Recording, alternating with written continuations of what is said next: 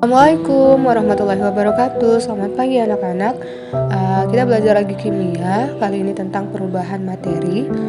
Oke, untuk pendahuluan kita harus paham dulu kimia itu apa sih? Kimia adalah ilmu tentang materi yang meliputi sifat-sifatnya, perubahannya, dan energi yang menyertai perubahan tersebut. Lalu, apa sih materi itu? Materi adalah segala sesuatu yang menempati ruang serta memiliki massa dan energi. Sifat materi ada dua. Yang pertama sifat ekstensif dan sifat intensif. Sifat ekstensif itu sifat yang bergantung pada ukuran, contohnya adalah massa dan volume. Kalau intensif, sifat yang tidak bergantung pada ukuran, contohnya kerapatan, suhu, keadaan fisik, dan warna. Ada 3 wujud dari materi. Ada wujud gas, cairan, dan padatan. Yang sering kita tahu ya, ada cair, gas, padat gitu. Nah, perubahan materi itu ada perubahan fisika, ada perubahan kimia. Perubahan fisika tidak mengubah komposisi atau identitas dari substansi.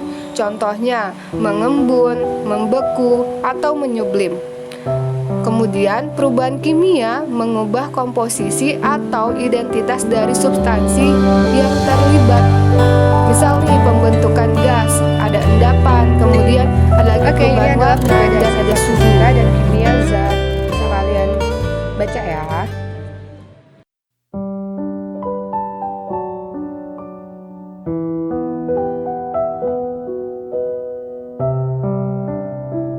Klasifikasi materi. Materi terdiri dari zat tunggal, kemudian ada campuran. Kalau zat tunggal itu nanti terdiri dari unsur dan senyawa. Kalau campuran itu terdiri dari homogen dan heterogen. Lalu, klasifikasi materi. Klasifikasi materi kita lihat dulu dari zat tunggal. Zat tunggal adalah materi yang mempunyai sifat dan komposisi sama di seluruh bagiannya.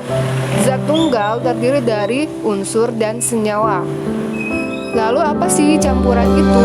Campuran adalah materi yang berbentuk dari gabungan 2 zat tunggal atau lebih dengan komposisi yang bervariasi. Sifat dan karakteristik campuran tergantung dari sifat zat tunggal tersebut. Lalu ada namanya unsur, kita masuk ya. Tadi kan ada zat tunggal terdiri dari unsur dan senyawa. Lalu apa sih unsur itu? Unsur adalah suatu zat tunggal yang tidak dapat mengalami proses dekomposisi menjadi materi yang lebih sederhana melalui reaksi kimia. Ada 113 unsur yang telah diidentifikasi, 82 alami dan 31-nya buatan. Wujudnya bisa gas, padat, atau cair. Terdiri dari logam, non-logam, atau semi-logam. Simbol kimia ada tabel periodik unsur juga. Nah, ada beberapa unsur di alam, contohnya ada oksigen, silikon, kalsium, magnesium, aluminium yang sering kita ketemu ya. Beberapa unsur ini karbon, itu ada unsur-unsur di alam gitu. Ini juga contohnya. Ada sulfur, ada tembaga, Cu, ada besi, Fe gitu. Nah, ini tabel periodik unsur yang tadi dibilang ada 113 unsur. Nah, ini di tabel periodik, nanti lebih paham lagi di bab selanjutnya ya. Lalu senyawa. Senyawa merupakan suatu zat tunggal yang tersusun dari 2 atau lebih unsur, di mana unsur-unsur tersebut berkombinasi melalui reaksi kimia dengan perbandingan massa yang tepat sama.